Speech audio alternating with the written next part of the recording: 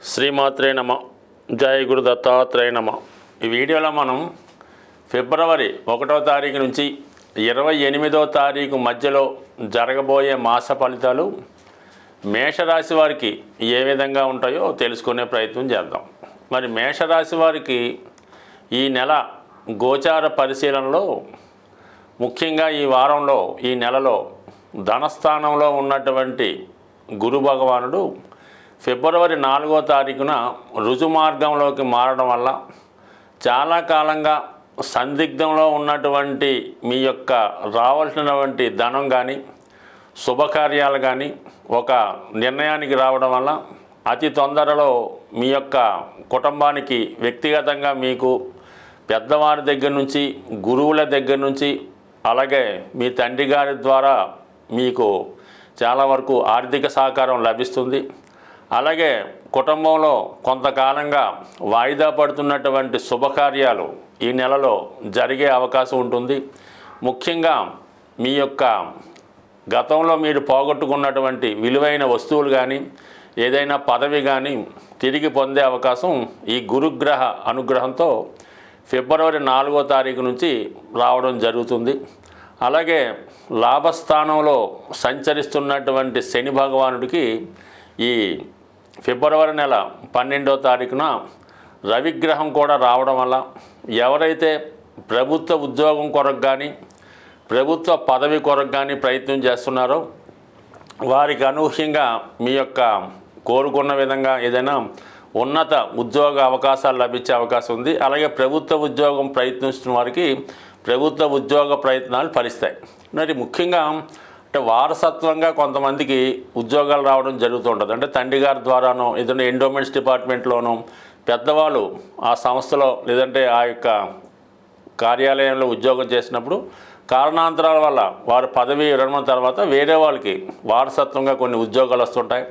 అటువంటి వారసత్వంగా మీకు రావాల్సినటువంటి ఉద్యోగం ఈ నెలలో అంటే ఫిబ్రవరి 12 తర్వాత ప్రయత్నం చేయడం వల్ల అటు ప్రభుత్వ సహకారంతో రాజకీయ సహకారంతో మీకు ప్రభుత్వ పదవి కానీ వారసత్వంగా వచ్చే పదవి వచ్చే అవకాశం ఉంది. లేదా ఇదే సమయంలో మీరు కొత్తగా రాజకీయ రంగంలో ప్రవేశించాలన్నా కొత్తగా ఏదైనా వ్యాపారంలోకి వెళ్ళాలనుకున్నా ఈ గ్రహస్థితి మీకు చాలా వరకు అనుకూలించే అవకాశం ఉంది.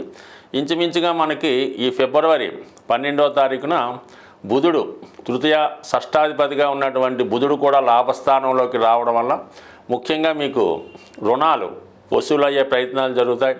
అలాగే మీరు ఏదైనా పెద్ద మొత్తంలో రుణం కొరకు ప్రయత్నం చేస్తుంటే మరి ప్రభుత్వ రంగ సంస్థల ద్వారా రుణ ప్రయత్నాలు కూడా ఫలిస్తాయి.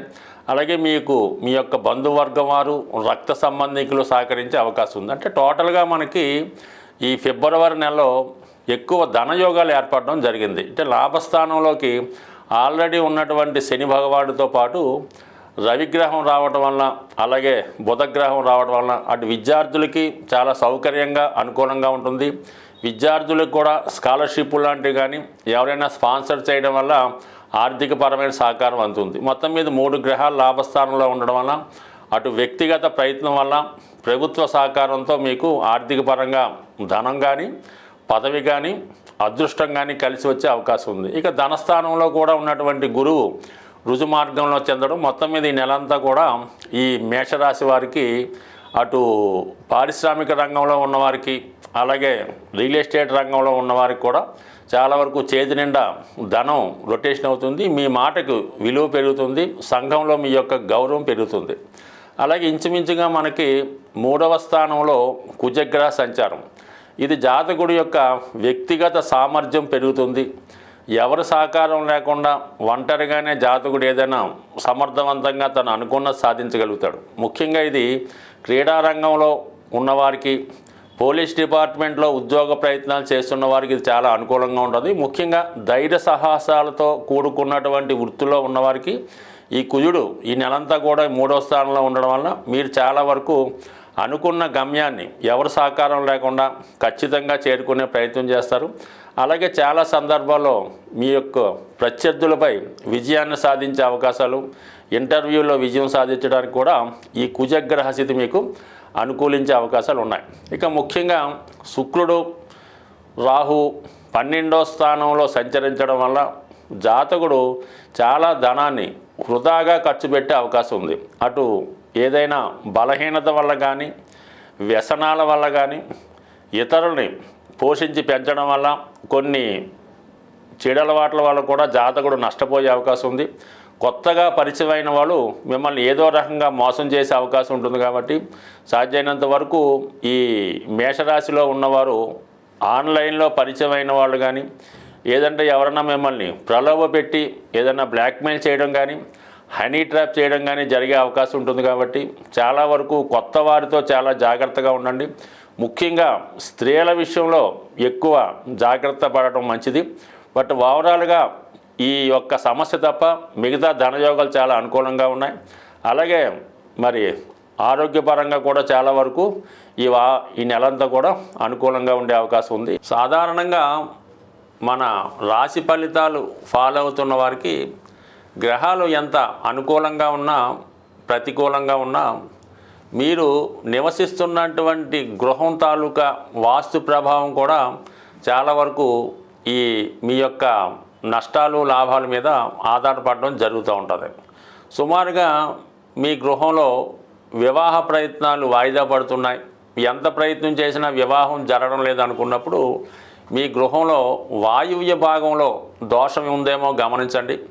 ఆ దోషం సరి చేసుకోవడం వల్ల మరి వివాహాలు తొందరగా జరుగుతాయి. ఇక మీ కుటుంబంలో పిల్లలకి ఉద్యోగాలు రావడం లేదు, వాళ్ళు ఊరిక ఖాళీగా కాలక్షేపం చేస్తున్నారు అనుకున్నప్పుడు ఖచ్చితంగా మీకు ఈశాన్య భాగంలో దోషం ఉండడం జరుగుతూ ఉంటుంది.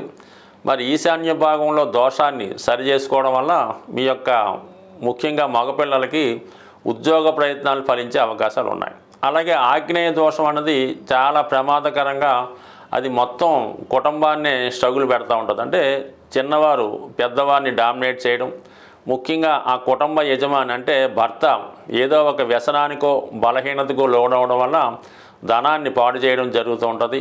ముఖ్యంగా ఈ ఆగ్నేయ దోషం వల్ల ఆ కుటుంబంలో స్త్రీలకి అనారోగ్య సమస్యలు రావడం వల్ల భార్యాభర్తల మధ్య ఫిజికల్ అట్రాక్షన్ తగ్గుతూ ఉంటుంది. దాన్ని ఆసరాగా తీసుకొని భర్త వేరే కారణాలతో వేరే ప్రయత్నాల ద్వారా తన అవసరాలు తీర్చుకోవడం జరుగుతూ ఉంటుంది. అలాగే వివాహం అయిన తర్వాత కూడా ఆడపిల్లలు తరచూ పుట్టింట్లోనే స్టే చేసి పుట్టింటి మీద పెత్తనం చేయడం జరుగుతూ ఉంటుంది. అందువలన ఇటువంటి దోషాలు ఉన్నవాళ్ళు ఆగ్నేయ దోషాన్ని కూడా సరి చేసుకోవడం మంచిది. సాధారణంగా గ్రహ దశలు జరుగుతున్నప్పుడు కొన్ని గ్రహ దశలు అంటే ముఖ్యంగా రవి దశ జరుగుతున్నప్పుడు ఆ యజమానికి ఇబ్బందులు వస్తున్నాయంటే ఖచ్చితంగా మీ ఇంట్లో తూర్పు భాగాన్ని కూడా సరి చేసుకుంటే ఆ యజమాని పలుకుబడి పెరుగుతుంది, ఇంటి మీద పెత్తనం సాధిస్తారు, ఆరోగ్యపరంగా అనుకూలంగా ఉండే అవకాశం ఉంది.